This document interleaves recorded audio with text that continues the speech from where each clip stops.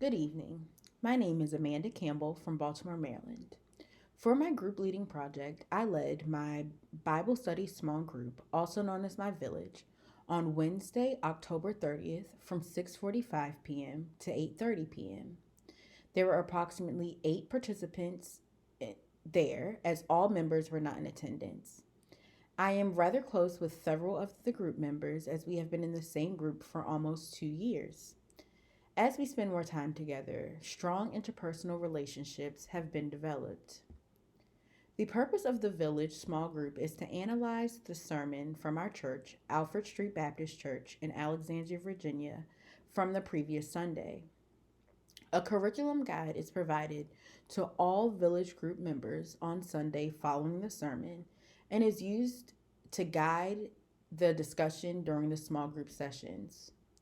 The meetings are typically co led by two leaders. When leading the group, I had a co leader slash facilitator that has tons of experience with group leading, and that was very helpful for me as I had a model for what I should and should not do. The progression of the group went fairly well. The meeting was initiated with prayer, which is how it always starts, and then we delved right into the getting to know you questions immediately after.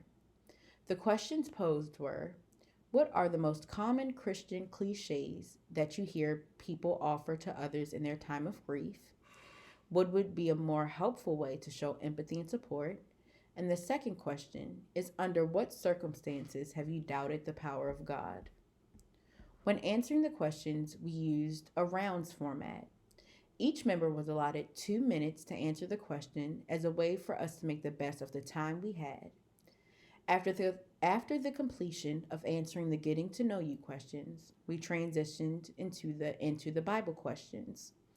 These questions prompt group members to analyze the Word of God to the sermon and compare the two, providing members with solid support for specific statements made during the sermon. An example of an Into the Bible question that was posed to group members was: in relation to the sermon, what does Romans 8:35 through 39 mean to you? When answering these questions, not all group members answered, so we did not stay on this topic for long. We then transitioned into the life application questions. These questions encourage group members to assess their life and find ways that they are able to relate to the pastor's teaching and make change if necessary. An example of a life application question posed was: Minister Florville taught us that pain gives us boldness. She also remarked that we have made our suffering a glorious enterprise. What did this sermon make you think about your understanding of pain and suffering? For the most part, all group members answered this question. However, it was also at this point that I experienced my first challenge with leading this group. There was a group member that monopolized the conversation, and instantly I felt anxiety. However, I remember the teachings of this course and simply shifted the focus from the one member to another group member who was eager to answer the question as a way to shift the focus and kind of cut off the one group member that had been talking for too long. Overall, the group members responded to me very well and were extremely supportive and encouraging. The members were engaged more than usual, in my opinion, and the leadership techniques used were active listening to be able to take in what group members were saying and lead the conversation in the most effective manner, summarizing for group members that maybe had questions, or for group members that had been speaking for too long, being able to cut them off, summarize what they've said, and then shift the focus to another group member. Encouraging and supporting, because there were several triggering questions asked during the session, and just being there as a support and a source of encouragement for members that were rather emotional, and there were several. Scanning for nonverbal cues. This was imperative for me when we would have situations with other group members, specifically, which was my biggest challenge, just monopolizing that conversation and being able to gauge how the rest of the room felt during that moment was very imperative because I knew what actions I needed to then take. And being able to cut off. The Jacobs text, Group Counseling Strategies and Skills, states that there may be times where the leader wants someone else to comment first, perhaps just for a change or because of a talkative member who was rather negative or long winded. And that is exactly what I experienced. In general, I believe I did an excellent job facilitating the group meeting and felt very confident afterwards. The main challenge I encountered was the monopolization of the discussion, which left limited time for others to speak, which I felt very bad about. I also noticed the reactions of several group members when someone would speak for an extended amount of time, which was also anxiety triggering because I felt the pressure to get the other member to finish up their thought, which I also felt bad about. Um,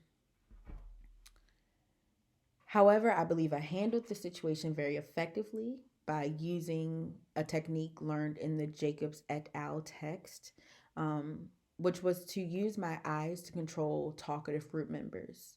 Using this method, I would look at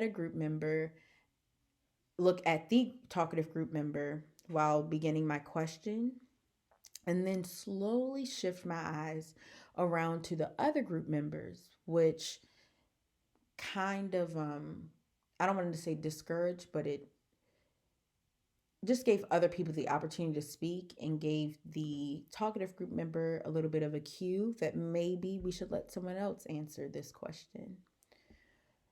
Rather quickly, the talkative group members would delegate the speaking to other group members and be a listener as opposed to the consistent speaker. And that shifted the mood of the group. Everyone seemed a lot more comfortable when they were given an equal opportunity to discuss how they felt. As it pertains to what I did well, I believe I did a great job at maintaining the flow of the conversation and ensuring that all group members had an opportunity to speak if they so desired.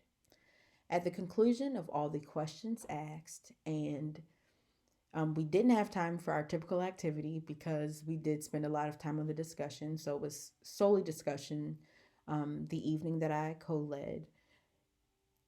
We concluded with a word of prayer. Well, we took all prayer requests, concluded with the word of prayer, and everyone was given the opportunity to leave. Some members did stay back to kind of elaborate on the discussion from the evening in more of a dyad format where they were broken off into groups of two or so to just share some more thoughts that they may have had that maybe they weren't comfortable sharing with the entire group. And that made me feel great to know that they were thinking about what we talked about beyond just that group setting. But I'm just very thankful for the opportunity. I would say that my first experience leading a group went very well and provided me with a sense of confidence in my abilities as it relates to group leading. When beginning the group session, I felt extremely nervous. However, as the meeting progressed, I found myself becoming gradually more comfortable to the point I felt that I had been doing this for a while. It was almost second nature.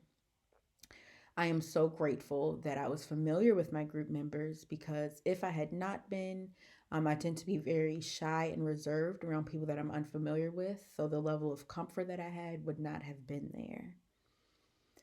I will apply what I've learned during this experience to future group leadership by continuing to heighten my awareness, to be cognizant of the emotional well-being of all group members.